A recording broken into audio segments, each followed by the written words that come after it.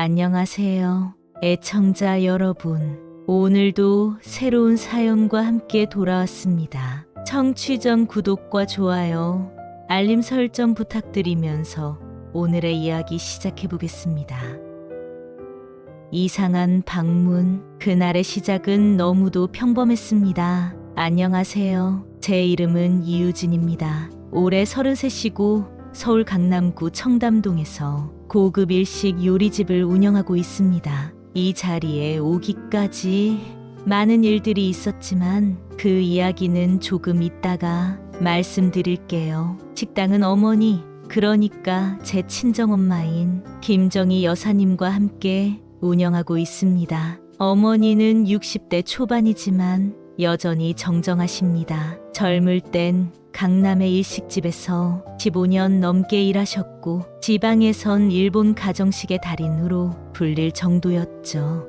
어머니는 음식을 사랑하는 사람이고 저는 사람을 대하는 일을 좋아합니다. 그런 두 사람이 만나 이 가게를 차렸다는 건 어쩌면 운명 같았습니다. 저희 식당 이름은 유노하나입니다. 뜻은 두부를 삶을 때 끓어오르며 생기는 거품. 고요하고 따뜻하지만 겉으로 드러나지 않는 정성의 상징입니다. 이 이름을 짓고 간판을 걸던 날, 저는 어머니와 함께 새벽까지 기도를 했습니다. 아버지도 지켜보고 계시겠지? 라고 어머니는 말했죠. 저희 아버지는 2년 전 교통사고로 갑작스레 세상을 떠나셨습니다. 그때 어머니는 몇 달을 방에서 나오지 않으셨고 저는 어머니를 살리기 위해 가게를 함께 하자고 제안했습니다. 그렇게 시작된 유노하나는 개업 8개월 차에 접어든 지금 점심은 예약이 꽉 차 있고 저녁은 도산공원 근처 사무실 손님들로 붐빕니다. 단골 손님 중에는 배우, 작곡가, 유명 유튜버도 있습니다. 가끔은 연예인 오는 식당이라는 이름으로 SNS에 소개되기도 하지요. 참 감사한 일이죠. 그날도 여느 때와 마찬가지로 분주한 하루가 예상되는 평범한 수요일 아침이었습니다. 출근하자마자 저는 매장에서 쓰이는 재료 수량을 확인하고 어머니는 전복 육수의 간을 보시며 주방을 지휘하셨습니다. 11시가 넘자 직원들이 하나둘씩 출근했고 저는 홀에 앉아 예약 시스템을 체크하고 있었습니다. 오늘도 변동사항은 없겠지. 늘 하던 대로 예약 명단을 하나씩 확인하며 이름 옆에 체크 표시를 하던 그때였습니다. 제 눈에 익숙한 이름이 들어왔습니다. 박영우 외 12명, 12시 30분. 처음엔 그냥 스쳐 지나갈 뻔했습니다. 워낙 많은 고객 정보가 등록되어 있으니까요. 그런데 다시 한번 화면을 살펴봤을 때 저는 그 이름에서 눈을 뗄 수 없었습니다. 박영우, 제 시아버지의 이름이었습니다. 이름을 다시 3번이나 확인하고 예약자 전화번호까지 체크했습니다. 정확히 시아버지의 번호였습니다. 아버님이 우리 가게에 예약을? 저는 잠시 멍하니 앉아 있었습니다. 시아버지는 지금껏 단 한 번도 저희 가게에 오신 적이 없습니다. 개업 때도, 오픈 이벤트 때도, 기사에 실렸을 때도요. 심지어 명절 때도 어머니가 만든 갈비조림을 싸서 보내드렸지. 식당에 직접 오신 적은 단 한 번도 없었습니다. 그리고 이번엔 혼자도 아니었습니다. 무려 13명 예약, 즉 시아버지 외에 12명의 손님을 대동한 단체 예약이었습니다. 직업병처럼 머릿속에서 매출 계산이 돌아갔습니다. 1인 평균 코스 가격 75,000원, 대략 총 97만 원. 여기에 사케 추가와 토로 사심이라도 들어가면 130만 원은 훌쩍 넘겠죠. 문제는 금액이 아니었습니다. 그날은 다른 단체 예약도 있었고 주방은 이미 오전부터 분주했습니다. 게다가 시아버지의 갑작스러운 방문은 전혀 예상하지 못한 일이었습니다. 한편으론 긴장됐습니다. 그분은 가족 모임에서도 조용히 앉아 계시거나 대화 중에도 핸드폰만 보시던 분입니다. 따뜻하다기보단 항상 어딘가 벽이 느껴졌달까요? 저와 남편이 결혼한 지 벌써 6년째인데도 저를 사위 며느리라기보단 남의 집딸처럼 대하셨습니다. 그런 분이 갑자기 왜? 어머니. 저는 서둘러 주방으로 들어가 어머니에게 조용히 말씀드렸습니다. 오늘 점심에 아버님이 오신대요. 손님 12분이랑 함께요. 어머니는 국자로 다시 육수를 저으시며 물으셨습니다. 어머님이 아니고 아버님? 준호 아버지? 네, 근데 예약 전화도 본인이 하셨고 이름도 그대로예요. 뭐 특별한 이유가 있는 걸까요? 어머니는 한숨을 살짝 쉬시더니 말씀하셨습니다. 가게 자랑하고 싶으신 건가 보지. 며느리가 잘 되는 거 자랑스럽겠지. 하지만 전 알 수 있었습니다. 그날 어머니의 말투에도 표정에도 어딘가 걱정이 서려 있었습니다. 그리고 저 역시 알 수 있었습니다. 이건 단순한 자랑이 아니라는 걸요. 예감은 늘 맞습니다. 그날 점심 12시 30분. 시계 바늘이 정확히 그 시간을 가리켰을 때 가게 문이 열렸고 저는 그 순간을 평생 잊지 못하게 되었습니다. 점점 이상해지는 태도, 눈빛과 말투 사이에 숨겨진 의도. 그날 점심 정확히 12시 30분 입구 쪽 자동문이 부드럽게 열리며 13명의 중년 남성들이 일제히 가게로 들어섰습니다. 그들 사이 가장 앞에 선 사람은 역시나 시아버지였습니다. 진회색 울코트에 빳빳하게 다린 와이셔츠, 반듯한 주름의 바지, 평소보다 훨씬 차려입은 모습이었고 얼굴엔 평소보다 더 생기 있는 미소가 떠 있었습니다. 하지만 이상했습니다. 그 미소가 딱 필요한 만큼의 환대와 과장으로 조율되어 있는 것처럼 느껴졌습니다. 유진아, 가게 번듯하네. 아버지가 이 친구들한테 자랑 좀 했지. 시아버지가 제 이름을 부르는 건 드문 일이었습니다. 보통은 준호 와이프 혹은 그냥 거기였습니다. 그랬던 분이 오늘은 앞장서서 모든 손님에게 저를 소개했습니다. 자, 여기 이 집 사장 겸 셰프의 딸이자 내 며느리다. 뭐든지 말만 해. 순간 가슴이 철렁 내려앉았습니다. 저를 자랑스럽게 여긴다기보단 뭔가 다른 목적을 위해 저를 앞세우는 느낌이 강했습니다. 직감적으로 느껴졌습니다. 이건 단순한 단체 식사가 아니었습니다. 무언가 의도된 연출이라는 생각이 들었습니다. 저희 가게는 오마카세 중심의 정갈한 일식집입니다. 소란스럽고 단체가 몰리는 분위기보단 조용한 2인 손님이 줄을 이루죠. 그날 같은 13인 대규모 방문은 드문 일이었고 그만큼 매장도 민감해질 수밖에 없었습니다. 사장님, 그 테이블 오늘 꽤 시끄럽겠네요. 홀 담당 직원인 민정 씨가 조용히 제게 다가와 말했습니다. 저는 미소를 지으며 말했지만 조금 불안했습니다. 오늘은 조금 조심해서 서빙해줘. 아버님 손님들이라 주방에선 어머니가 조리도구를 놓고 나오셨습니다. 고무장갑을 벗으며 물으셨습니다. 아버님 오셨어? 네, 친구분들까지 13명이요. 방으로 안내해 드릴게요. 어머니는 고개를 끄덕이셨지만 표정은 굳었습니다. 식당을 하다 보면 직감이라는 게 생깁니다. 손님의 얼굴, 말투, 옷차림만 봐도 이 자리가 어떤 목적을 갖고 있는지 알 수 있거든요. 어머니도 그걸 느끼셨던 거겠죠. 좌석은 미리 마련해 둔 테이블 2개를 붙여 13인 세팅을 맞춰두었습니다. 접시는 백자 스타일의 오반자용 접시, 물컵은 회청색 도자기로 맞추고 직전주로는 유자주를 준비했습니다. 시아버지는 입장하자마자 자리를 살피더니 중간 자리에 앉으며 말했습니다. 다들 여긴 내가 특별히 예약한 곳이야. 요즘 여기가 강남에서 가장 핫한 일식집이라더군. 그 말에 손님들이 술렁이며 박수를 쳤습니다. 시아버지는 쑥스러운 척 웃으며 손을 내저었지만 그 모습은 어색하리만치 연기처럼 느껴졌습니다. 자, 유진아, 이분들 다 나랑 40년 된 친구들이야. 이 친구는 군대같이 갔고 저분은 교회 장로. 내가 여길 추천했으니 오늘은 최선을 다해줘야 한다. 그 말에 어투는 살갑지도 진심도 아니었습니다.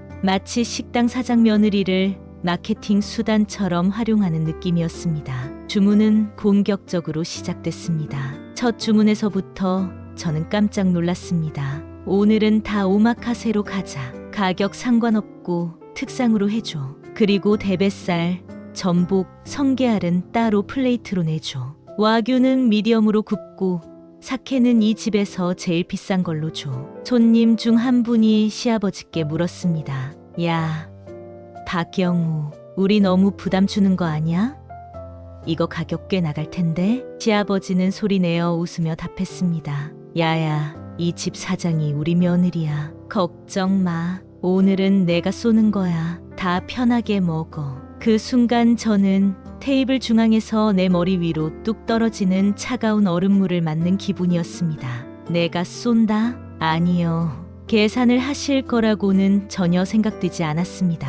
벌써 전에도 몇 차례 시아버지는 오늘은 내가 친구들한테 한턱 쏠게라고 말씀하시고 결국 아무 말 없이 자리를 떠난 적이 있었거든요. 저는 주방으로 돌아와 어머니에게 상황을 설명했습니다. 엄마, 이번엔 고급 메뉴로 다 시키셨어. 성게알, 와규, 대뱃살, 사케는 이치노쿠라로 부탁하셨고 어머니는 반쯤 화난 듯한 표정으로 말씀하셨습니다. 그 정도로 주문하면서 나중에 돈 낼 생각도 없는 거 아니야? 모르겠어요. 근데 느낌이 안 좋아요. 볼은 북적였습니다. 직원들은 쉴 새 없이 서빙했고 사케 잔은 연거푸 채워졌습니다. 손님들은 점점 소란스러워졌고 몇몇은 코웃음을 치며 말했습니다. 이런데 처음 와봤는데 역시 박영우 넌 사람 보는 눈이 있어. 역시 공무원 은퇴하고도 살아있는 인맥이 다르다니까. 그 말에 시아버지는 잠옷 으쓱한 표정으로 고개를 끄덕였습니다. 하지만 그 속에서 저는 분명히 보았습니다. 그의 눈빛엔 명확한 목적이 있었고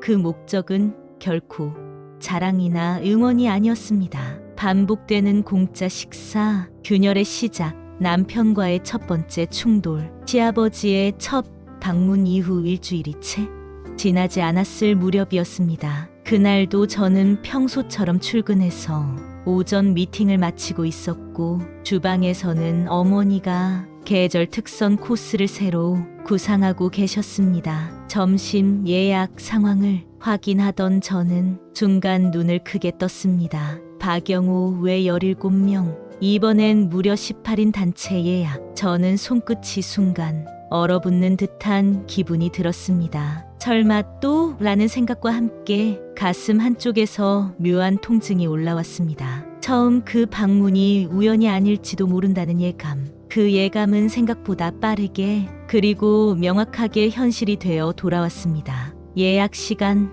정확히 12시 정각. 그날도 시아버지는 말쑥하게 차려입고 이번엔 더 다양한 지인들과 함께 들어오셨습니다. 그 중에는 정장에 넥타이까지 맨 중년 남성도 있었고 비즈니스 캐주얼 차림의 30대 여성도 있었습니다. 일행 중 몇몇은 서로 처음 만나는 듯 서먹한 눈치를 주고받고 있었고 일부는 소란스럽게 웃으며 여기 정말 그 집이야? 라고 묻기도 했습니다. 분명히 느껴졌습니다. 이 모임은 단순한 친구들끼리의 식사가 아니었습니다. 시아버지는 입구에서부터 오탕하게 웃으며 말했습니다. 오늘은 진짜 VIP들만 모셨다. 너희들 이런 가게 처음 와보지? 오늘 제대로 한턱 쏠 테니까 잊지 마. 사실 한턱 쏜다는 표현은 그날만 3번째였습니다. 지난 방문에서 계산을 하지 않으셨던 기억이 생생했기에 저는 속이 서서히 조여왔습니다. 제가 조심스럽게 다가가 말씀드렸습니다. 아버님,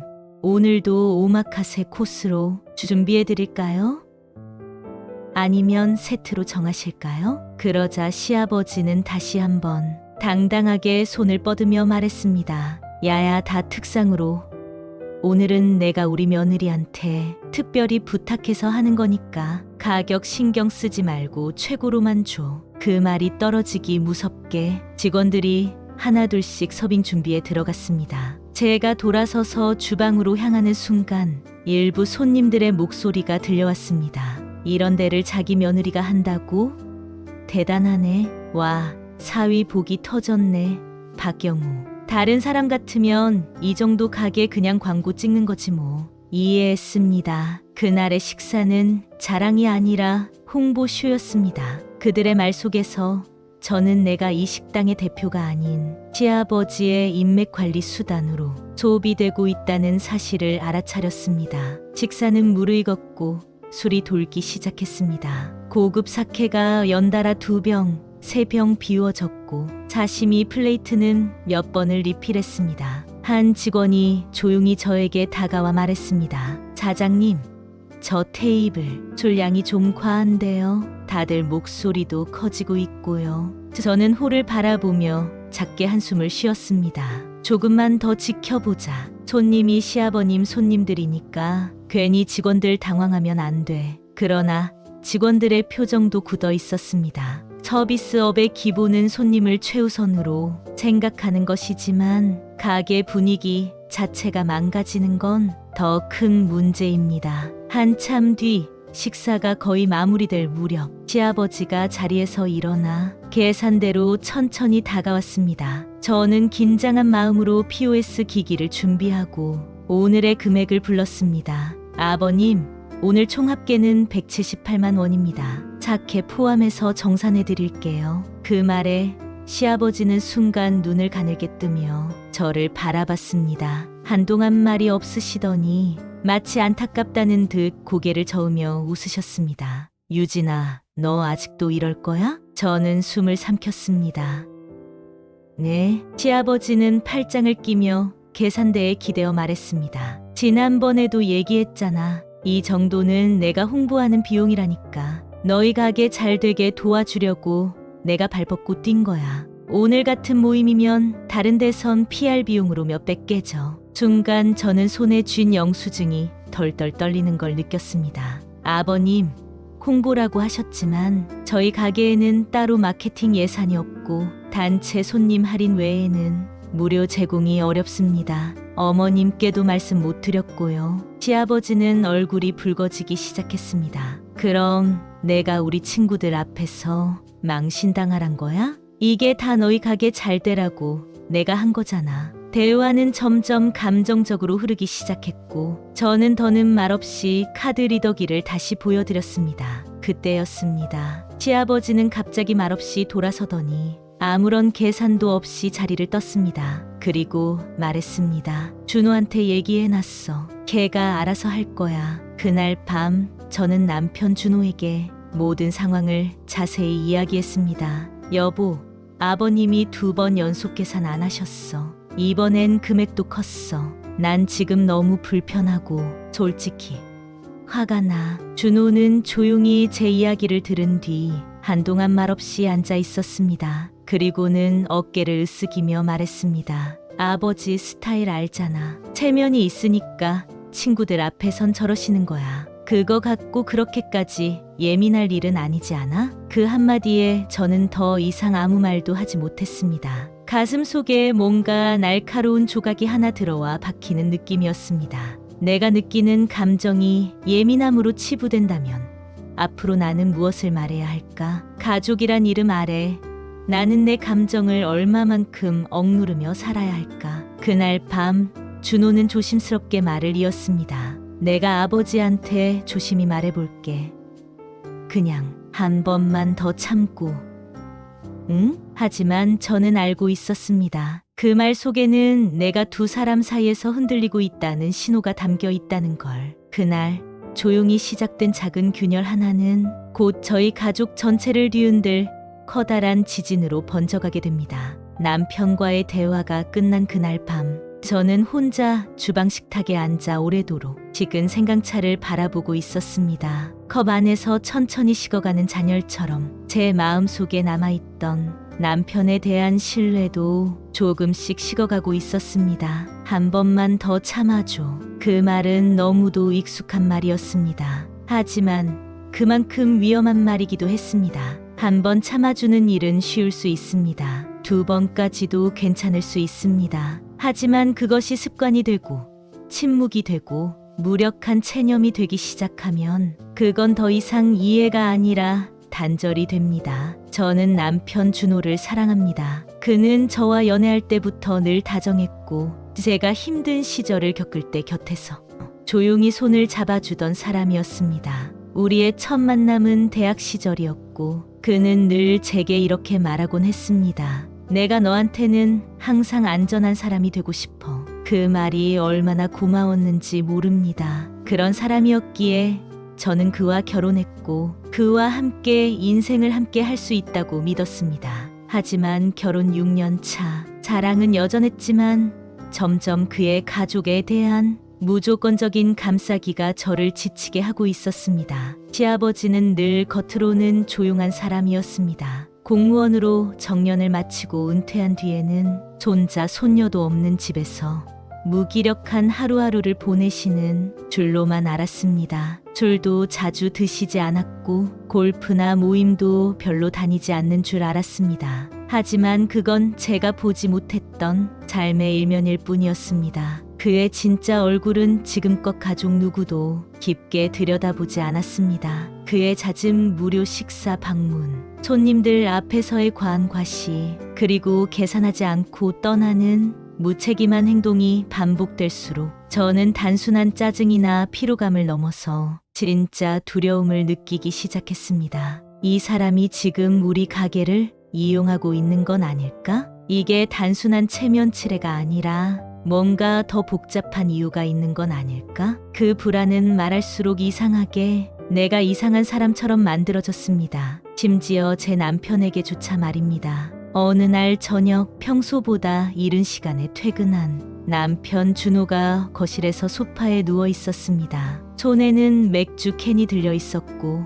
TV에선 야구 중계가 나오고 있었습니다. 저는 조심스럽게 다가가 그 옆에 앉았습니다. 여보, 이야기 좀 해도 될까? 준호는 고개를 돌리지 않은 채 맥주를 한 모금 마신 뒤 중립적인 톤으로 말했습니다.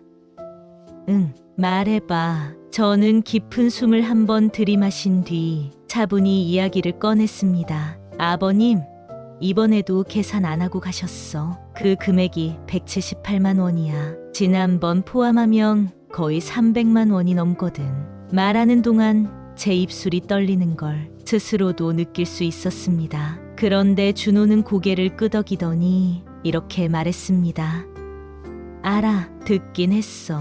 아버지가 좀 그러셨다며. 여보, 좀 그러셨다며 라는 말은 너무 가볍지 않아? 이건 그냥 가족끼리 넘길 일이 아니야. 이건 우리 가게야. 어머니랑 나 밤낮으로 일해서 일군 자리야. 그제서야 준호는 고개를 들어 저를 바라봤습니다. 그리고는 작게 한숨을 쉬었습니다. 유진아, 나도 안다. 아버지 행동이 잘못됐다는 거.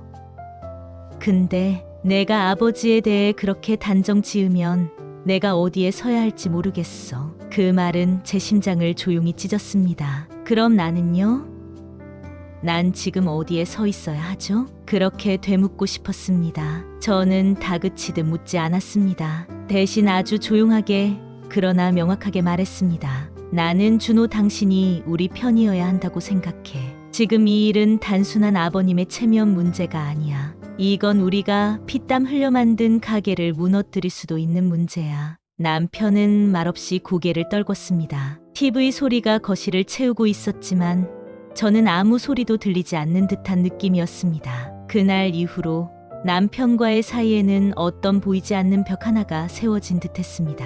며칠 뒤 저는 어머니와 함께 장을 보러 가는 길에 그 이야기를 꺼냈습니다. 어머니는 시장 바구니에 제철 야채를 담으며 말없이 듣고 계셨습니다. 엄마, 나 너무 지쳐. 남편도 아버님도 다 내 말이 예민한 것처럼 반응해. 근데 난 정말 너무 불안해. 아버님 행동 진짜 뭔가 있어. 어머니는 시장통 한복판에서 걸음을 멈추고 제 손을 꼭 잡으셨습니다. 유진아, 불안한 감정은 이유 없이 생기는 게 아니야. 사람 마음은 다 알아. 너는 지금 정확히 느끼고 있는 거야. 그 감정은 무시하면 안 된다. 그 말이 너무 따뜻해서 저는 시장 골목 한복판에서 갑자기 눈물이 터졌습니다. 엄마, 나 잘못한 거 아니지?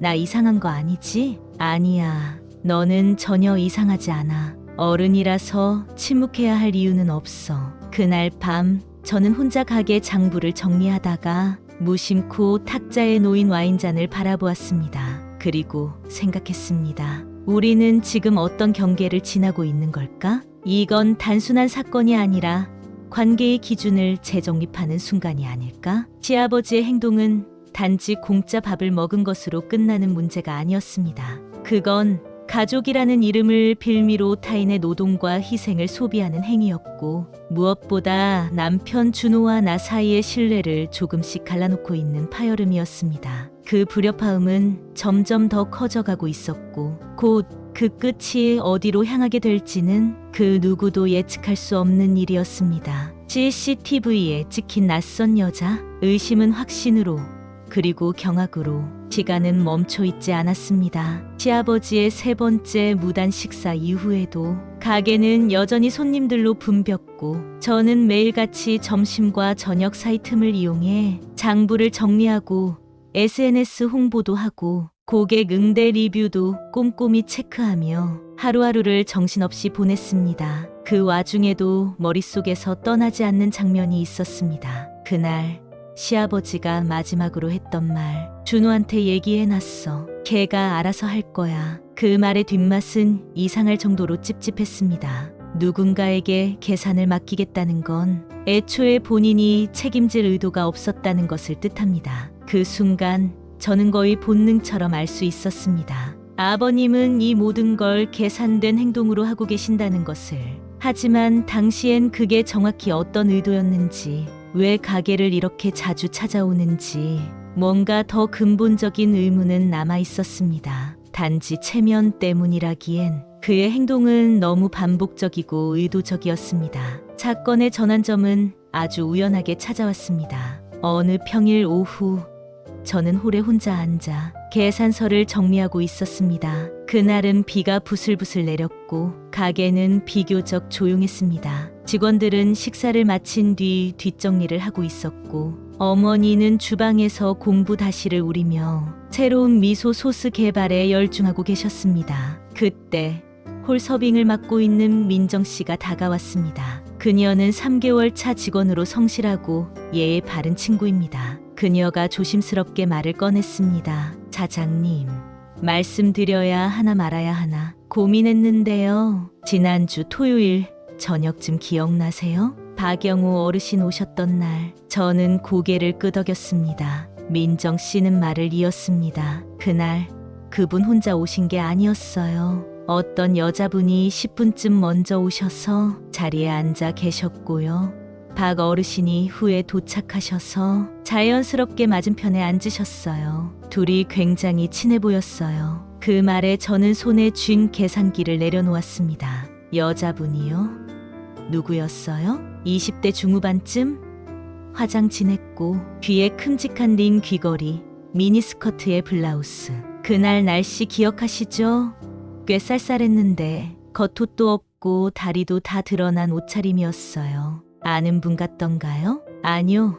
처음 본 사람이에요. 근데 박 어르신이 자리 옮길 때 그분한테 뭔가 쪽지를 건네셨어요. 살짝 웃으면서요. 그 순간 머릿속이 하얘졌습니다. 심장이 갑자기 쿵 하고 가슴 안에서 울리는 듯한 느낌이 들었습니다. 이건 단순한 지인 만남이 아닙니다. 그리고 직감했습니다. 내가 이걸 눈으로 확인해야 한다.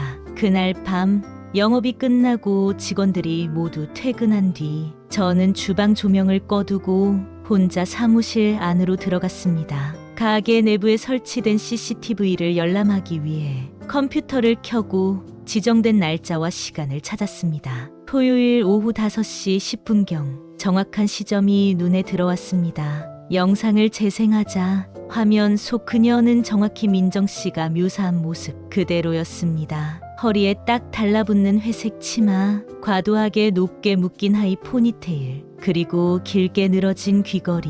그녀는 식탁에 앉아 손거울을 꺼내 메이크업을 점검했고, 그러고는 핸드폰을 만지작거리며 미소를 지었습니다. 그 모습은 분명 연인 혹은 특별한 관계에서만 보이는 자세였습니다. 10분 후 시아버지가 등장했습니다. 익숙한 표정, 느긋한 걸음. 가게에서 자주 보던 바로 그 모습이었지만 그날은 어딘가 달랐습니다. 그는 그녀를 보자마자 웃으며 다가갔고 자연스럽게 맞은편에 앉았습니다. 그리고는 주변을 두리번거리며 말을 걸었습니다. 음성은 없지만 손짓과 표정만으로도 충분히 알 수 있었습니다. 그들은 몇 분간 이야기를 나누더니 시아버지가 양복 안주머니에서 무언가 작은 종이를 꺼냈습니다. 하얀 쪽지, 그리고 그녀의 손바닥을 슬쩍 펴게 만든 뒤 그 위에 쪽지를 올려놓고 천천히 닫아주었습니다. 그녀는 쪽지를 손에 쥐고 웃었습니다. 그리고는 다시 손거울을 꺼내 입술 화장을 고쳤습니다. 그 장면을 보면서 제 등줄기에 소름이 쫙 돋았습니다. 한참을 멍하니 바라보았고 화면을 멈춘 채로 숨을 멈춘 것처럼 앉아 있었습니다. 이 여자 누구지? 왜 우리 가게에서 둘이 만난 거지? 저 쪽지엔 뭐가 적혀 있었을까? 질문이 꼬리에 꼬리를 물며 머릿속을 채워갔고 그때부터는 단순히 공짜 식사 문제가 아니었습니다. 이건 외도입니다. 그리고 우리 가게는 그 외도를 위한 아지트가 되고 있었던 겁니다. 그 순간 저는 세상의 모든 소리가 멀어지는 듯한 기분을 느꼈습니다. 바깥에선 주방 기계의 전원이 꺼지는 소리, 에어컨의 마지막 바람, 탁자 위 냅킨 하나가 바닥에 떨어지는 소리까지 전부 들리지 않았습니다. 그저 그 화면만이 제 세상을 집어삼키고 있었습니다. 그들의 웃음, 그들의 손짓, 그리고 그 측은할 정도로 익숙한 시아버지의 표정, 다정한 아버지, 조용한 어른, 원칙을 중시하는 전직 공무원, 그 모든 가면이 그 CCTV 영상 안에서 조각조각 부서지고 있었습니다. 그날 새벽 2시, 저는 영상을 저장하고 백업 폴더에 암호를 걸었습니다. 그리고 아무도 없는 가게 바닥에 주저앉았습니다. 왜 우리 가게에서? 그 말은 마치 허공에 던진 질문 같았지만 그 순간부터 저는 시아버지의 진짜 정체를 파헤치기로 마음먹었습니다. 그리고 이건 한 가족의 몰락이 시작되는 신호탄이었습니다. 드러난 진실, 외도 상대의 정체, 그리고 조용한 폭발. CCTV 영상 속 그 장면을 본 후 저는 며칠 동안 악몽에 시달렸습니다. 잠을 자도 깊이 들지 못했고 눈을 감으면 자꾸만 시아버지의 그 표정, 젊은 여자와의 눈빛, 쪽지를 건네는 손끝이 떠올랐습니다. 평소보다 사소한 일에도 짜증이 났고 직원들에게도 예민하게 반응했습니다. 어머니는 조심스럽게 물으셨습니다. 유진아, 너 요즘 왜 이렇게 예민하니? 무슨 일 있어? 저는 단 한 번도 어머니 앞에서 그 이야기를 꺼내지 않았습니다. 왜냐면 그 사실이 너무도 수치스러웠기 때문입니다. 시아버지가 우리 가게를 외도의 무대로 삼고 있다. 그것도 나이 차가 거의 40년 가까이 나는 젊은 여자와 그것도 직원이 지켜보는 곳에서 저는 아직 이 사실을 남편 준호에게도 말하지 않았습니다. 그에게 말을 꺼내는 순간 우리 가정에 돌이킬 수 없는 균열이 생길 것이 두려웠기 때문입니다. 하지만 그 두려움보다 더 큰 건 진실을 외면할 수 없다는 책임감이었습니다. 그래서 저는 움직이기로 결심했습니다. 이제부터는 확실한 증거를 찾아야 했습니다. 우선 가게 CCTV 백업본을 USB에 저장한 뒤 제가 아는 한 고등학교 동창이 운영하는 카페로 향했습니다. 그 친구는 지금 강남 한복판에서 연예인 기획사, 매니저 일을 하고 있는데 정보에 빠삭한 인물입니다. 연예인 지망생, 인플루언서, 유흥계 여성들과의 인맥도 두터운 친구였죠. 저는 모자와 마스크로 얼굴을 가리고 카페 구석에 앉아 조심스럽게 말을 꺼냈습니다. 혹시 이 여자 누군지 알 수 있을까? USB를 열고 CCTV 영상 중 여자의 얼굴이 비교적 잘 보이는 한 장면을 정지화면으로 캡처해 보여주었습니다. 친구는 화면을 보자마자 놀란 듯 얼굴을 가까이 대더니 고개를 갸웃거리며 말했습니다. 야, 이 여자 나 본 적 있어. 저기 논현동 쪽 룸 있는 일식주점에서 봤어. 나랑도 일한 적 있던 애야. 최소영, 나이 28. 제 손끝이 저절로 떨렸습니다. 친구는 말을 이어갔습니다. 예, 예전엔 그냥 테이블 돌던 아가씨였는데 어느 순간부터 어떤 노인네한테 꽂혀서 돈 받고 개인 접대 비슷하게 했다더라. 그 뒤로 몇 달 사라졌어. 그 노인네가 대기업 회장인가 했는데 아니었나? 그 말에 저는 정신이 멍해졌습니다. 친구는 제 눈치를 보더니 조심스럽게 물었습니다. 설마 내 시아버지야? 저는 아무 말 없이 고개를 끄덕였습니다. 친구는 눈을 질끈 감았습니다. 세상에, 너 진짜 어떻게 하려고 그래? 예, 돈 꽤 뜯어냈을 텐데. 이름을 알게 되자 퍼즐이 빠르게 맞춰졌습니다. 저는 최소영이라는 이름으로 SNS와 유흥 커뮤니티 검색을 시작했고 곧 그녀의 흔적을 여러 곳에서 찾을 수 있었습니다. 고급 백화점 앞에서 샤넬 쇼핑백을 들고 찍은 사진, 호텔 스위트에서 와인잔을 든 셀카, 아저씨랑 제주도라는 캡션과 함께 올린 해변가 사진, 그리고 더 충격적인 건 그녀가 누군가에게 보낸 메시지를 캡처한 이미지였습니다. 오늘도 아버님이 알아서 챙겨주심. 카드 긁는 거 너무 쿨해서 존멋. 내 남자야, 진짜. 이거 끝나면 나 진짜 유럽 여행 간다. 누가 좀 말려줘. 그걸 보는 순간 제 심장은 쿵 하고 내려앉았습니다. 이건 단순한 불륜이 아니었습니다. 경제적 착취였고 감정적 기만이었으며 무엇보다 가족 전체를 무너뜨리는 지뢰였습니다. 며칠 뒤 저는 시아버지를 몰래 미행했습니다. 그날은 월요일 오후였고 가게는 정기 휴무였습니다. 시아버지는 늘 그렇듯 단정한 복장이었고 휴대폰을 만지작거리며 논현동 한 카페로 들어갔습니다. 그곳은 한눈에 봐도 연인들이 은밀하게 만날 법한 고급 카페였습니다. 저는 멀리서 지켜보다가 그녀가 들어오는 모습을 봤습니다. 최소영, 그리고 두 사람은 익숙하게 인사를 나누고 손을 잡고 카페 안쪽 구석으로 들어갔습니다. 그 손에는 고급 브랜드 쇼핑백이 들려 있었고 대화 중 시아버지가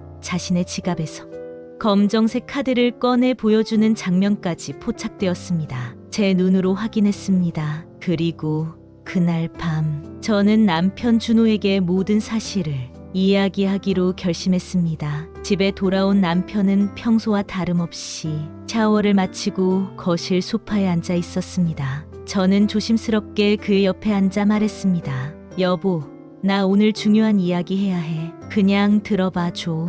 남편은 고개를 끄덕였습니다. 저는 손에 쥐고 있던 태블릿을 꺼내 CCTV 영상, 그녀의 사진, 그리고 캡처한 SNS 글을 보여주었습니다. 이 여자 이름은 최소영이야. 28. 지금 당신 아버지랑 만나는 사이야. 우리 가게에서 만남을 갖고 공짜로 음식 먹고 우리 몰래 쪽지 주고 돈까지 줘. 그리고 그 돈으로 얘는 명품 사고 유럽 여행 계획 세워. 남편 준호는 처음에는 믿지 못하겠다는 듯 웃었습니다. 무슨 소리야. 그게 말이 돼? 하지만 그 다음 화면에서 그의 얼굴은 하얗게 질려갔습니다.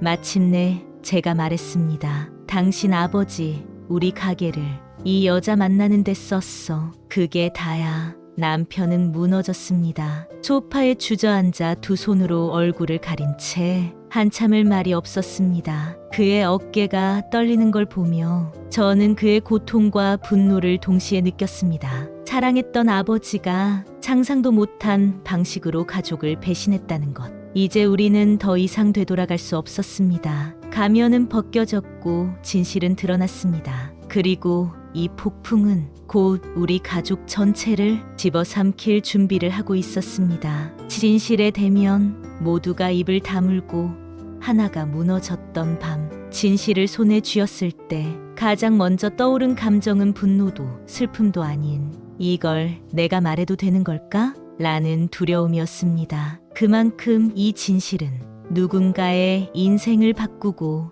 우리 가족의 형태를 바꾸며 무엇보다 내 남편의 마음을 무너뜨릴 수 있는 폭탄이었습니다. 하지만 이미 선은 넘겨졌습니다. 시아버지의 거짓과 욕망, 그리고 그 결과는 단순히 본인만의 일탈이 아니었습니다. 그는 나와 어머니, 가게를 함께 일군 이 모든 노력을 이기심으로 짓밟았고 있었고 그 피해는 고스란히 우리의 삶에 균열을 냈습니다. 그래서 저는 결심했습니다. 이제는 마주해야 할 때입니다. 가족 회의를 소집한 날은 토요일 저녁이었습니다. 영업이 끝난 오후 9시, 직원들은 모두 퇴근했고 가게 문을 잠근 뒤 저는 사무실 옆 작은 미팅룸 테이블에 물을 한 잔씩 올려두었습니다. 참석자는 총 5명. 나, 남편 준우, 시누이 박소연, 어머니 김정희 여사, 그리고 시아버지. 시아버지는 가족 회의가 있다는 말을 듣고 처음엔 난색을 표하셨습니다. 회의는 무슨 회의야?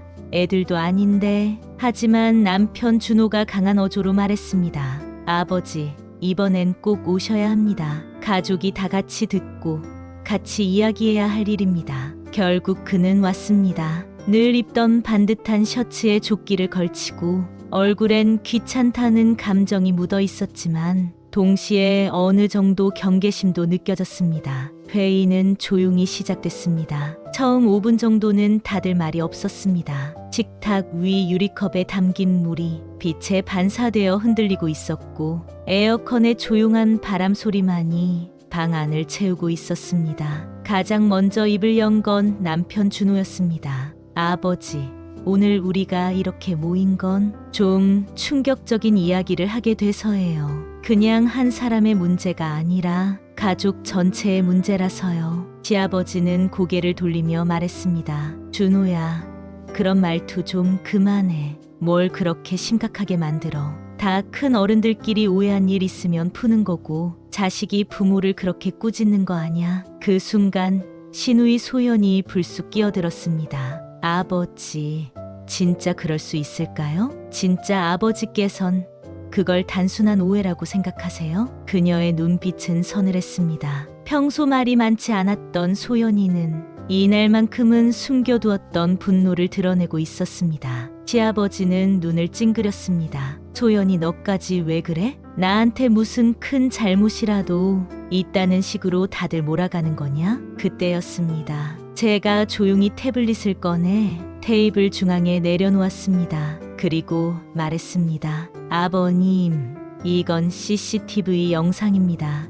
우리 가게에서 최소영 씨와 함께 식사하신 날, 그리고 그날 건네신 쪽지 장면이 담긴 영상이죠. 방 안의 공기가 바뀌었습니다. 시아버지의 얼굴이 순간 경직되었고 남편은 두 손으로 얼굴을 가렸습니다. 영상이 재생되는 짧은 20초 동안 아무도 말하지 않았습니다. 그 정적 속에서 영상 속 시아버지의 익숙한 웃음, 손바닥에 쪽지를 올려주는 손짓, 여자의 웃음소리가 화면을 통해 무음으로 흘러나오고 있었습니다. 영상이 끝났습니다. 시아버지는 결국 말했습니다. 그래, 만난 건 맞다. 근데 그게 뭐 어때서? 나도 사람인데 외롭고 허전해서 그냥 마음 둘 데가 필요했다. 저는 참았던 말을 내뱉었습니다. 아버님, 외로우셨다면 가족에게 말하셨어야죠. 왜 우리 가게를 이용하셨어요? 왜 저와 어머니가 밤낮으로 운영하는 이 가게를 당신의 외도와 체면 과시, 그리고 여자 만나는 데 쓰셨어요? 시아버지는 말없이 고개를 숙였습니다. 그 돈 다 우리 재료값이에요. 그 성게알, 그 와규, 그 사케, 그건 가족 장사의 피 같은 거예요. 그때 어머니 김정희 여사께서 조용히 말씀하셨습니다. 그 목소리는 잔잔했지만 한마디 한마디가 실을 읊듯 날카롭게 마음을 찔렀습니다. 박영호 씨, 당신은 우리가 당신을 미워한다고 생각하겠지만 사실은 실망했어요. 그게 더 깊은 상처가 되는 거 아시죠? 시아버지는 한참을 침묵하더니 작게 말했습니다. 나는 그냥 그 애가 내 얘기를 들어줬어. 내가 늙고 쓸모없다고 느껴질 때 그 애는 날 남자로 대해줬어. 그 말에 시누이 소연이 벌떡 일어났습니다. 그게 아버지 입에서 나올 말이에요? 엄마 돌아가시고 우리가 다 같이 버텼던 시간, 우리가 아버지한테 소홀했나요? 소연의 눈엔 눈물이 맺혔고 남편 준호는 그제야 고개를 들고 울먹이며 말했습니다. 아버지, 전 아버지 믿었어요. 다른 건 몰라도 원칙 하나만큼은 지키는 분이라고. 근데 아버지마저 이럴 줄 몰랐어요. 시아버지는 끝내 아무 말도 하지 못했습니다. 그날 그 방 안에 있던 5사람은 모두 다른 이유로 울고 있었습니다. 저는 사랑했던 가족이 서로를 마주보며 조용히 무너지는 장면을 처음으로 봤습니다. 그건 어떤 폭언보다 아프고 어떤 고성보다 적막했습니다. 그날 밤 이후 시아버지는 집을 나갔습니다. 시아버지가 방을 나서던 그날 밤 문이 닫히는 소리는 이상할 정도로 가벼웠습니다. 그저 쿵 하고 닫힌 문이었지만 그 소리 하나에 저는 마치 무너져 내리는 아파트의 마지막 충격파를 들은 듯한 느낌이 들었습니다. 그렇게 그는 우리 가족의 삶에서 문을 닫고 사라졌습니다. 그 누구의 작별 인사도 없이. 이틀 뒤 시아버지는 남편 준호에게 문자 한 통을 보냈습니다. 당분간 연락하지 마라. 혼자 생각 좀 하고 오겠다. 미안하다. 그리고 고맙다. 그 짧은 메시지는 죄책감인지 회피인지 모를 정제된 문장이었고 남편은 그 문자를 보고 아무 말 없이 휴대폰을 뒤집어 놓았습니다. 그날 밤 우리는 한마디도 하지 않았습니다. 같은 집에 살고 같은 밥상을 마주했지만 우리는 그 누구보다 먼 타인처럼 그렇게 서로를 모른 척했습니다. 며칠 후 시아버지의 외도 정황과 사진들, 가게에서 무전 취식했던 기록, CCTV 영상 일부가 친인척들 사이에 카카오톡 단체방을 통해 퍼지기 시작했습니다. 처음엔 한 사람의 귓속말에서 시작됐고 곧바로 조카, 이모, 큰댁 등으로 이어지며 순식간에 박영우 씨의 비밀은 가족 내 공공의 수치가 되었습니다. 어떻게 그런 사람이었대? 아이고, 그 며느리가 가게 한다고 했지? 가게 이름이 뭐더라?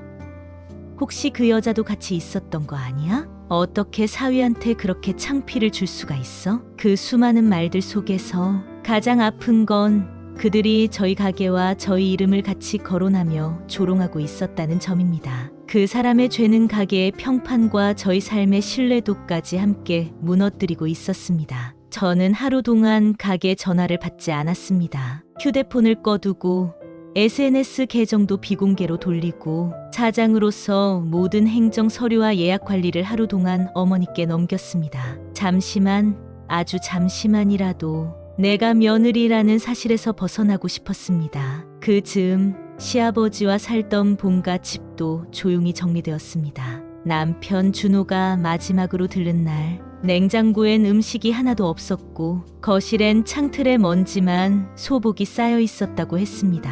시아버지는 더 이상 그 집에 살지 않았습니다. 대신 그의 짐 일부와 우편물만 남아 있었고 거실 한쪽 탁자 위엔 반쯤 마른 국화 한 송이와 비워진 약봉투 몇 개, 그리고 메모지에 쓰인 짤막한 글이 놓여 있었다고 했습니다. 내가 무슨 생각이었는지 모르겠다. 남편은 그 글을 읽고 한참 동안 움직이지 못했다고 했습니다. 그의 입에서 겨우 나온 말은 우리 아버지 이제 진짜 혼자야 였습니다. 이후로 시아버지는 경기도 외곽의 작은 고시원에 거처를 옮겼습니다. 한때 구청의 중경 간부였고 퇴직 후엔 친구들과 골프 치며 회비를 돌리던 사람이 이젠 3평 남짓한 방에서 일회용 컵에 커피를 타 마시며 하루를 보낸다고 들었습니다. 연락은 없었습니다. 남편도 신우이도 저도 그를 먼저 찾지 않았습니다. 그 시기 우리 가정은 조용히 재건과 회복의 시간을 흘려보내야 했습니다. 남편 준호는 말수가 줄었습니다. 출근할 때면 늘 하던 잘 다녀올게라는 인사도 빠졌고 식사 시간엔 젓가락을 들고도 한참 동안 밥을 뜨지 못한 채 멍하니 있곤 했습니다. 어느 날 밤 그는 제게 조심스럽게 말을 걸었습니다. 유진아, 나 진짜 미안해. 처음부터 아버지를 막았어야 했는데 그 사람을 너무 오래 믿은 것 같아. 저는 고개를 저었습니다. 그건 당신 잘못 아니에요. 누구라도 가족은 쉽게 의심 못해요. 그날 우리 둘은 처음으로 서로를 안고 울었습니다. 정말 너무 오래 걸렸습니다. 이 모든 고통을 나눌 준비가 되기까지. 신우이 소연은 그 사건 이후 아이의 아버지와 절연을 선언했습니다. 나는 이제 그 사람 이름 부르지도 않을 거야. 그 사람은 우리 엄마가 사랑했던 사람이었지만 지금은 그냥 없어졌으면 좋겠어. 그 말에 아무도 반박하지 못했습니다. 그녀는 그날 이후 연락처에서 아버지 번호를 지우고 설 명절에도 오로지 저희 식구와 친정 쪽 가족만 만났습니다. 가장 큰 변화는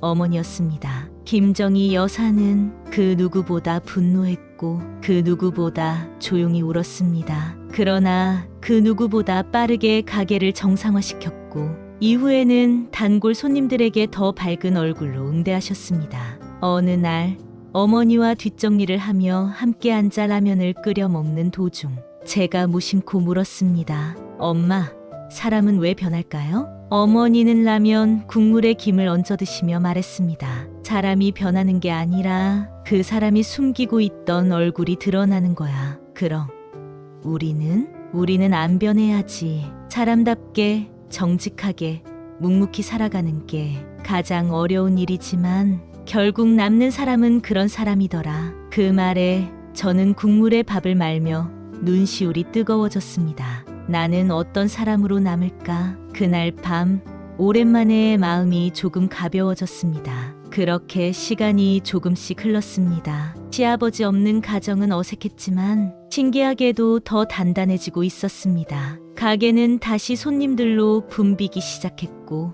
리뷰에는 정직한 맛, 정갈한 분위기, 믿고 먹는 일식집이라는 글들이 하나둘 쌓였습니다. 우리 식구들은 그저 하루하루를 성실히 묵묵히 버텼습니다. 그게 복수였고 그게 우리가 살아남는 방식이었습니다. 남겨진 가족의 회복과 변화, 상처 위에 피어난 평온한 재건, 시아버지가 떠난 후 우리 가족은 아주 오래된 낡은 집에 들어선 사람처럼 낯선 정적과 함께 사는 방법을 배워야 했습니다. 그가 떠난 공간엔 의외로 많은 자리가 남아 있었습니다. 식탁 끝자락에 의자 하나, 가족 단톡방에서 그가 남겼던 마지막 카카오 이모티콘 하나, 아직 이름이 남아있던 공과금 고지서까지 그 작은 흔적 하나하나가 우리 모두를 마주 앉히고 이렇게 말하는 듯했습니다. 이 관계는 여전히 끝나지 않았다고. 가장 먼저 변화한 건 남편 준호였습니다. 그는 예전보다 조금 더 조용한 남자가 되었습니다. 주말이면 혼자 산책을 나가곤 했고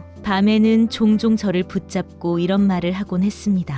사람은 왜 자기가 믿었던 사람한테서 배신당하면 그렇게 멍해지는 걸까? 그런 질문에 저는 늘 무어라 대답할 수 없었습니다. 그래서 대신 그의 손을 잡았습니다. 어느 날은 밤 11시가 넘어 우리가 함께 마트에서 장을 보고 돌아오는 길이었습니다. 남편은 장바구니를 트렁크에 실고 운전석에 앉기 전 문득 저를 보며 말했습니다.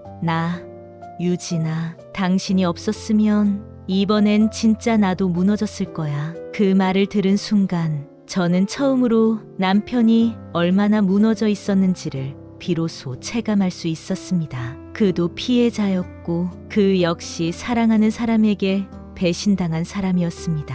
시아버지 없이 맞은 첫 명절 조용했습니다. 우리 가족은 어머니 댁에서 조촐하게 전을 부쳤고 차골국에 가래떡을 띄워 소박한 떡국을 끓였습니다. 진우이 소연은 엄마 옆에서 고사리를 다듬으며 말했습니다. 나는 이상하게 지금 이 자리가 더 편해. 그 말에 어머니는 조용히 웃으셨고 저는 그 말이 왜 그렇게 뭉클하게 들렸는지 모르겠습니다. 시아버지가 남긴 자리는 비어 있었지만 그 자리를 굳이 채우지 않겠다는 평화가 우리 가족에겐 처음으로 안정감을 주고 있었습니다. 가게 또한 점차 본래의 색을 되찾아 갔습니다. 사건 이후 몇 주 동안은 긴장이 많았습니다. 혹시 외부에 소문이 나지 않을까? 단골 손님들이 등을 돌리진 않을까? 그 걱정 속에서 우리는 음식 하나, 서비스 하나에 더욱 정성을 들였습니다. 그러던 중 어느 날 단골 고객 중 한 분이 저희에게 조용히 말했습니다.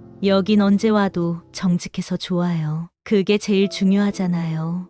가게라는 게. 그 한마디에 저는 주방 뒤에서 몰래 눈물을 훔쳤습니다. 그건 잘 버텨줘서 고맙다는 말과도 같았습니다. 누군가는 저희의 진심을 알아주고 있었습니다. 가게가 안정되자 저희 부부는 오랜만에 둘만의 짧은 여행을 계획했습니다. 목적지는 제주도. 딱 3일 동안 그저 바다만 보면서 아무 말 없이 쉬는 시간이었습니다. 제주 바다 앞 한 펜션에서 남편과 저는 맥주 한 캔을 나눠 마시며 긴 시간을 조용히 보냈습니다. 남편이 말했습니다. 유진아, 우리 이제 다시 시작할 수 있을까? 저는 고개를 끄덕였습니다. 이미 우리는 시작했어. 다만 이제는 두렵지 않게. 그때 남편이 제 어깨에 조심스럽게 머리를 기대었습니다. 그 온도는 아무리 많은 말보다 우리가 아직 서로를 붙잡고 있다는 증거가 되었습니다. 그 즈음 어머니도 작은 취미를 갖기 시작하셨습니다. 바로 도예 클래스. 주방에서 늘 고무장갑과 냄비를 다루시던 손으로 이제는 흙을 만지고 물레를 돌리고 조그마한 접시를 만드셨습니다. 사람이 자기 손으로 뭘 만들어야 마음이 살아있는 거래. 이게 밥벌이하고는 다른 거지. 어머니는 수업 후 만든 작은 찻잔에 매일 아침 직접 내린 녹차를 따라 가게 손님들께 서브하시기 시작하셨고, 그 도자기 찻잔 서비스는 어느새 윤호 하나의 시그니처가 되었습니다. 손님들은 입을 모아 말했습니다. 찻잔부터 느낌이 달라요. 그 말에 어머니는 빙긋 웃으며 말하셨습니다. 마음으로 만든 거라 그래요. 그렇게 우리는 무너졌던 자리에서 다시 천천히 제자리를 찾아가기 시작했습니다. 시아버지는 여전히 연락이 없습니다. 우리는 일부러 연락을 하지 않았고 그가 남긴 흔적도 점차 마음에서 옅어졌습니다. 어느 날 우편함에 손편지 하나가 도착했습니다. 보낸 사람 박영우, 받는 사람 이유진. 저는 그 편지를 펼쳐들었습니다. 나는 여전히 후회하고 있다. 내가 너희들과 함께했던 시간을 소중하게 여겼다는 것을 이제야 알겠어. 용서는 바라지 않아.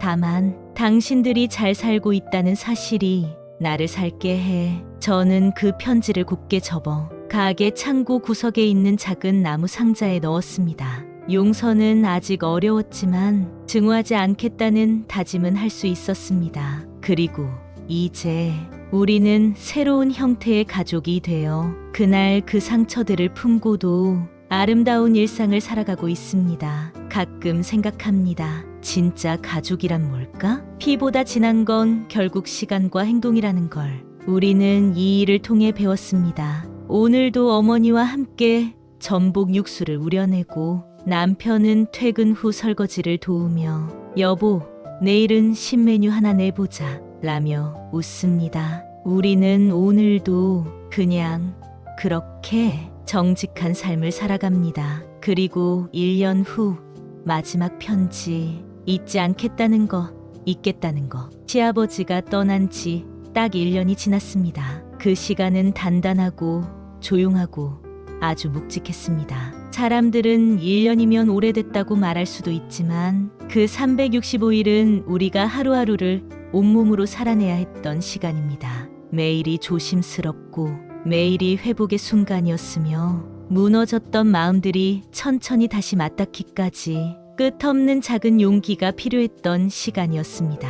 그 시간 속에서 우리는 살아남았고 다시 웃게 되었고 때로는 아무렇지 않은 척 웃기도 했습니다. 하지만 정말로 아무렇지 않아지기까지 그 시간은 절대 짧지 않았습니다. 그날도 다른 날과 다름없이 시작됐습니다. 아침 8시 30분 어머니와 함께 육수 포트를 올려놓고 주방에서는 참치 속살을 손질하고 홀에서는 직원 민정 씨가 커피를 내리고 있었습니다.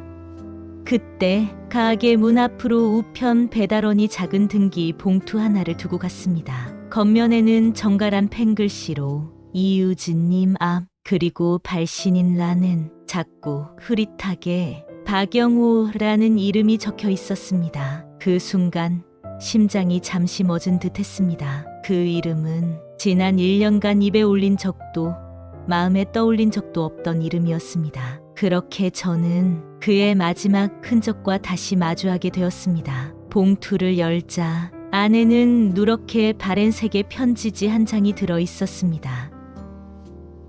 딱 한 장, 깔끔한 필체, 그리고 조심스러운 문장들로 이루어진 글이었습니다. 유진아, 이 편지를 쓰기까지 참 많은 시간이 걸렸다. 쓸 자격이 있을까도 생각했고 이걸 보낼 용기가 있을까도 수없이 고민했다. 나는 지금 경기도 한적한 동네에서 작은 중국집 설거지 아르바이트를 하며 조용히 살아가고 있다. 내가 그런 선택을 했다는 게 아니라 그저 남은 삶이 그렇게 흘러가고 있다는 걸 말하고 싶었다. 내가 너희 가족에게 얼마나 큰 상처를 주었는지 아직도 가슴이 무너질 만큼 알고 있다. 그럼에도 불구하고 이 편지를 쓰는 이유는 용서를 받기 위함이 아니다.